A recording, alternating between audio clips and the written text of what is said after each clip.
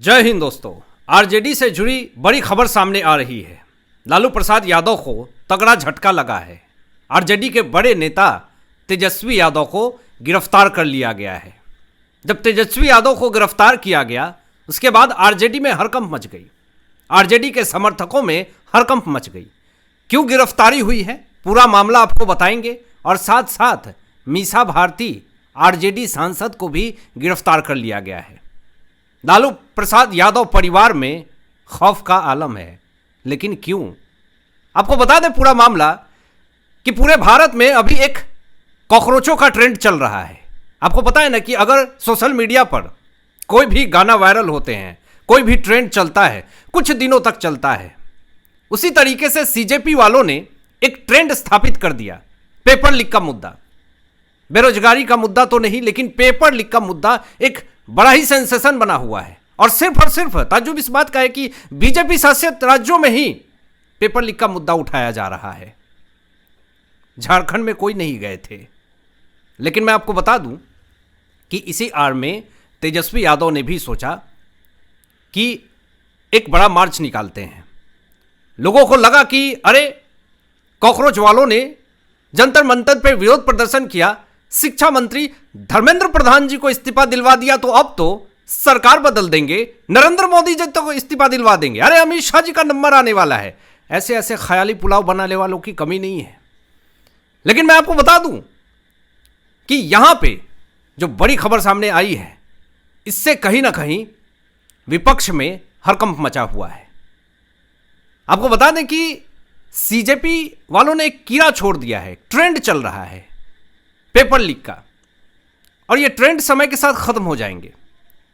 लेकिन सरकार ने जो नियम कानून बनाए, ये लोग मार्च करते रहें, ये लोग विरोध प्रदर्शन करते रहें, लेकिन सरकार ने एक बहुत ही सही वे में कानून लाया पेपर लीक माफियाओं को लेकर के।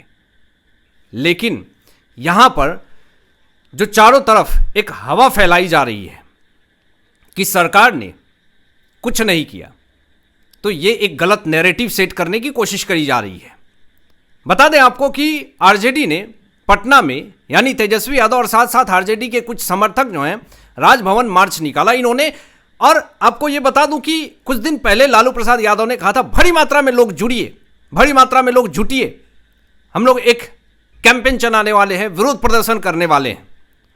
लेकिन बिहार में गर्मी इतनी ज़्यादा है, आपने पेड़ तो बचाए नहीं, आपने पर्यावरण पर तो ध्यान दिया नहीं।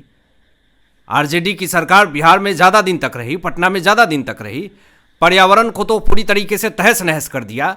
धूल धक्कर इतनी ज़्यादा, सबको सही करने में तो समय लगेगा। बीजेपी की सरकार आई कितनी दिन हुई ही है, और सारा गलती ठिकरा जो है बीजेपी पे फोड़ना चाहते हैं। सरकार किसकी सबसे ज़्यादा दिन रही है, ये सबसे बड़ा सवाल है।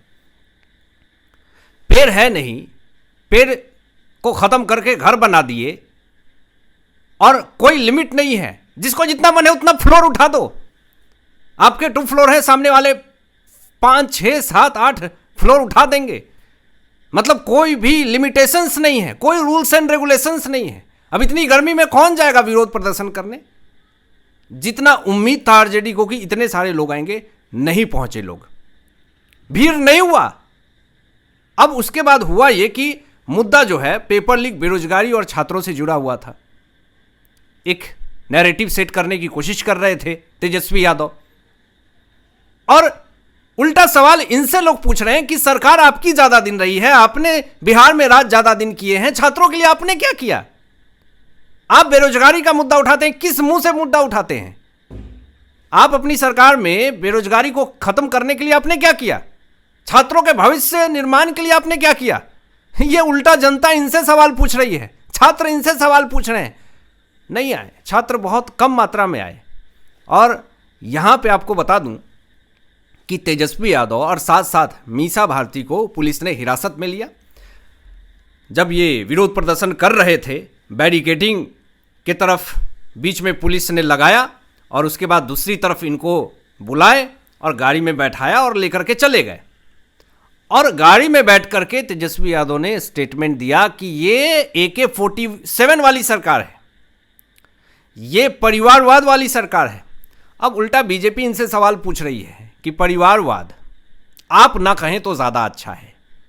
जिसकी राजनीति ही परिवारवाद पे टिकी हुई हो वो परिवारवाद की बात करेगा। ये बीजेपी की तरफ से पलटवार किए गए और आज तेजस्वी यादव ये कह रहे हैं कि हमें छात्र के भविष्य की चिंता है।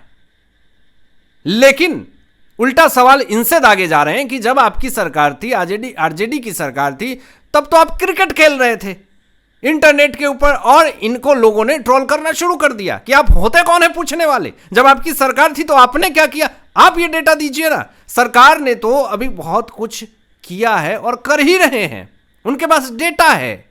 आपके पास क्या है? सिर्फ झूठे वादे, जातिगत जनगणना और जो स्कैम में फंसे हुए हैं वो सारे मामले। आपके पास क्या है? ये उल्टा सवाल बीजेपी तेजस्वी यादव से पूछ रही है, इसका जवाब खुद नहीं दे पा रहे हैं ये।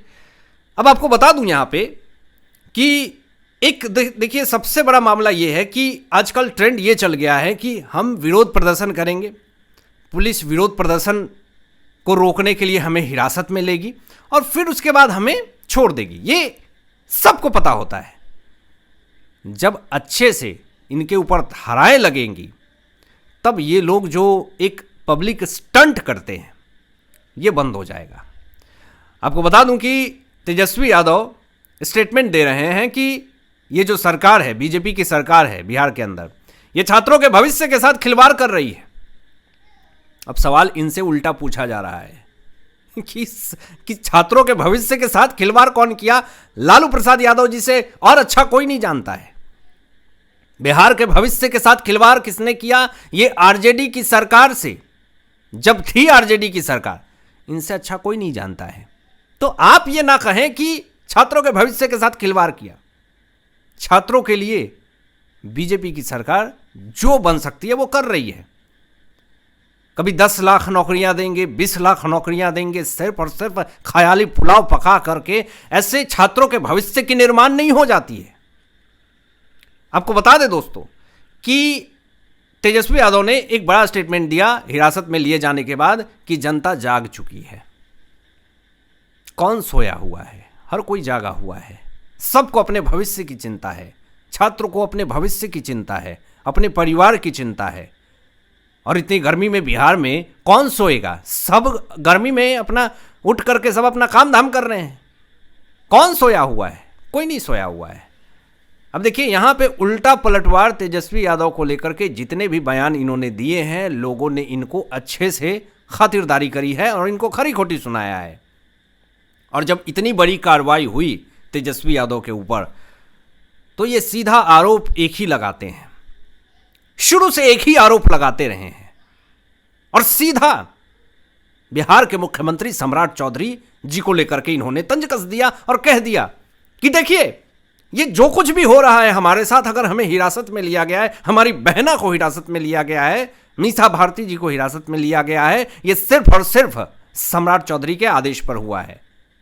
ये सीधा आरोप लगा दिया। लेकिन आपने एक भी सबूत पेश नहीं किए कि क्या सच में सम्राट चौधरी जी के आदेश से ही हुआ है। वो एक मुख्यमंत्री हैं, तो इसका मतलब क्या कि अगर कुछ भी आप करें विरोध प्रदर्शन, अगर आपके ऊपर कार्रवाई होगी तो इसका मतलब यह है आपके ऊपर मुख्यमंत्री सम्राट चौधरी जी ने ही कार्रवाई करवाई हो। बिना सबूत के, बिना आधार के, बिना हाथ पैर के आप स्टेटमेंट देकर के निकल जाएंगे, ऐसे तो जनता नहीं मानेगी। आपको सबूत पेश करने पड़ेंगे। और जब जंतर मंतर पे विरोध प्रदर्शन हो रहे थे, उसी बीच में बिहार के अंदर भी छात्रों का विरोध प्रदर्शन हुआ पटना में, तो वाटर कैनन जब चलाया गया तो लोग उसको एंजॉय कर रहे थे। बड़ी सोशल मीडिया पे तेजी से वायरल हुए थे वो वीडियो। लोग वाटर पार्क समझ रहे थे कि अरे हम तो वाटर पार्क में आ गए, चलो एंजॉय करते हैं। लेकिन इस बार जो वाटर कैनन से पुलिस ने जो कार्रवाई की, सब भागे, पूरी फोर्स थी वाटर कैनन में। तो ये एक एजेंडा जो है विपक्ष का धराशायी हो गया।